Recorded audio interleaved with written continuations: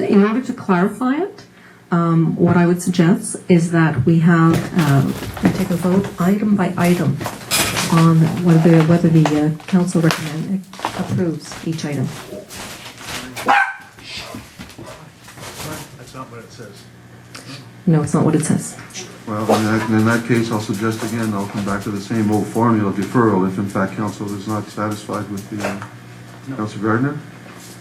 Well, first of all, if it was going to be item by item, if there's any questions or anybody's got any issues, they would pull that one out and let's vote on the rest of them together. Tonight, I mean, why do we want to put, we're going to be here till midnight if we start doing this one. So we really need to move forward with this thing, not item by item. If you approve it all, then you approve it all. And if you have an issue with one or two of them, then let's pull them out and discuss those. Does anyone wish to pull out any item? Councilor MacDonald? Well, Mr. Mayor, I think that the purpose of this being brought back to us is so that we could clarify the question that Ms. McLean had, which is that the assumption on the part of staff that our denial of CPEC's recommendation on July 5th translated to approval of the Agape application. And I think she wants clarification on whether or not that's so, and I would like to just deal with that. Is that what that meant? I know that's what I meant on July 5th, and I hope we can... Well, I say respectfully, I mean, procedurally, I have to deal with a motion. Okay? So now the motion is, the recommendation is that should council proceed to support the PAC recommendation, following full consideration of all the attached information with this report, a motion be made effectively approving the Agape part of the city funding request as made, or some portion thereof as specified. Well, I'd like to move that we go with, that we effectively approve the Agape Heart of the City funding request as made, or Okay. not, if we... Is there a seconder? Councilor Sampson seconded. Okay, so let's debate that. Or, Mr. Mayor, what, that doesn't, it just doesn't make sense what was just said, in my estimation. I'm sorry? The motion that was just put forth, Yes. because it talks about here, if we put the recommendation forth and then say, the second part, say, we approve that recommendation and we'll identify, or that, the part thereof. Mr. Alexander? If I can just remind council, I believe that Councilor MacDonald has it correct. CPAC made a recommendation to planning committee, which is the standard procedure. That recommendation was to deny the Agape application. Planning committee was clearly, or some members of planning committee were clearly uncomfortable with that. So as that recommendation moved to PAC, the planning advisory committee denied the application to deny. That left staff with trying to understand what the implication of that is, and to us, if you deny an application, to deny is to approve an application. But the reason this is pulled out separate from consent tonight is I think for the purposes of decision making, it is best to have a clear decision from council as to whether they want to approve the application, deny the application. The issue of, or some portion thereof, simply just leaves the opportunity if council wanted to somehow approve parts but not others, they can. Clearly what we're looking for is, and the applicant's looking for is whether the application is approved or not. Well, presently on the floor, I have a motion by Councilor MacDonald to approve the application for funding. Duly seconded. So the debate is on the approval. To speak for or against? Councilor Thibault. I am quite confused, like my colleague, Councilor Grant. I'm looking at this stuff and I'm going, okay, motion to deny has been denied, and because the motion to deny has been denied, we're here to say that maybe that means it's been approved. So I am making a motion to defer this thing until we get it cleaned up so that we can have a serious discussion on what it is that we're trying to do by denying something that's been denied, and now we're talking about the fact that if it's denied by two organizations, it means that it's approved. They want to defer. And I just don't get it. So, motion to Is there defer. a seconder for the deferral? There's no seconder for the deferral. Okay. Madam Clerk, you have the... Smith, hold on. You want to... Go ahead. Well, a motion to deny that is carried, and a motion, two negatives don't make a positive. So the fact that the first one was denied and the second one was denied does not make it approved, which is why I suggest at that point, if that's what you want to do, to take them item by item to clarify it. Well, right now I have Point of order. order. I have a motion on the floor. Yeah. The motion is to support the funding. Now, you can reject it, entirely your option. On what the clerk said, No, I have no, a point of order. No, we're going to debate the motion. Okay. So, let's start. Councilor MacDonald. Thank you, Mr. Mayor. There are a couple things I want to say in preface to this. I do support the application. But I think there's some confusion, obviously, but some other points of confusion that I wanted to clarify first. In the application, there are references to accessibility. I want to stress this is not an application for funding to enhance the accessibility at the Agape Center. This is absolutely geared to enhancing the commercial aspect of the Agape Center. This is an application for funding that's going to make the entrance to the store, which is visited by between 100 and 300 people daily. So we're talking pretty high traffic area here. And it's strictly to enhance the commercial viability of the Agape Center thrift store to make it more appealing and more cosmetically satisfactory. There was a statement made in part of this report that one of the reasons that the original application was rejected by CPAC was because the Agape Center doesn't contribute to the tax base. I'd like to say that what the Agape Center does is provides services to the community that go beyond the point at which taxes stop, but which definitely succor needs to be given.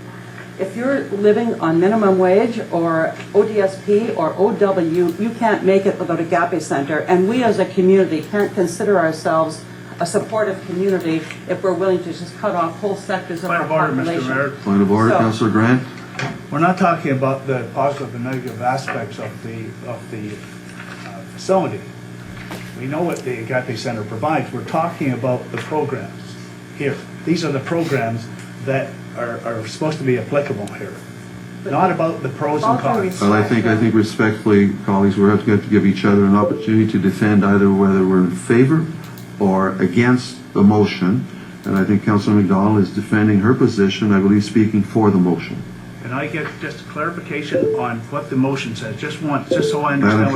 Madam Clerk, read the motion, please.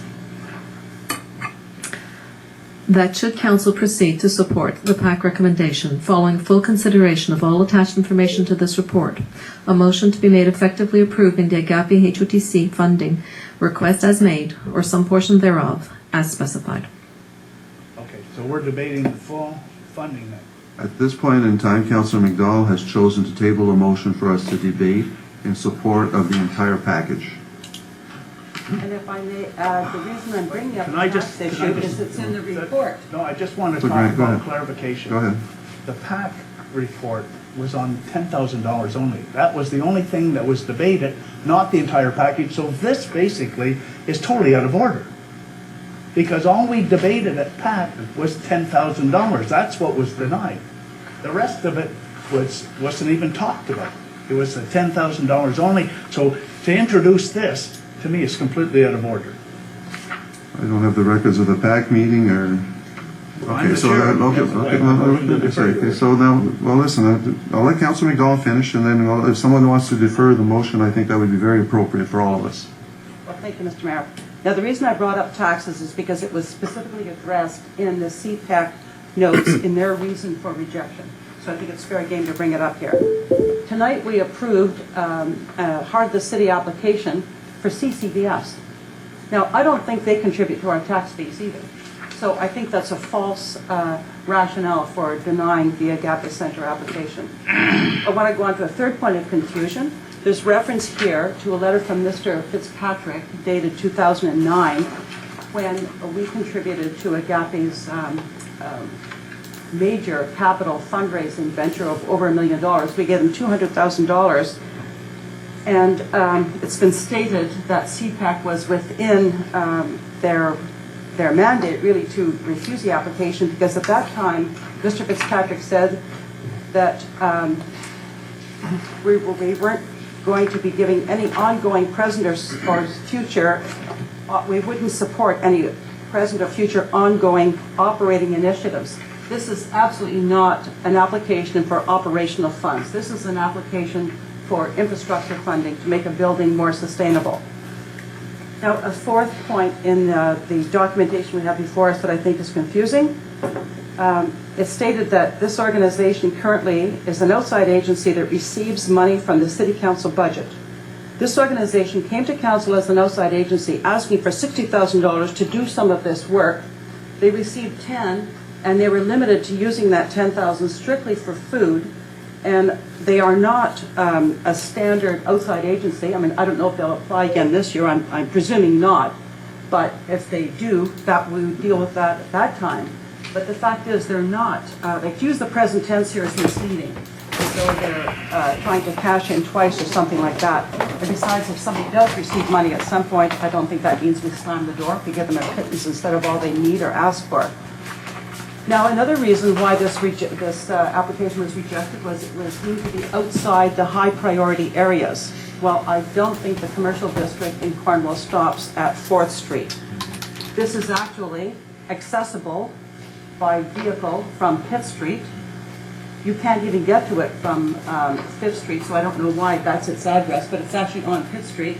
And so I think it falls within the area. We've given money to people who live beyond this area, who work beyond this area.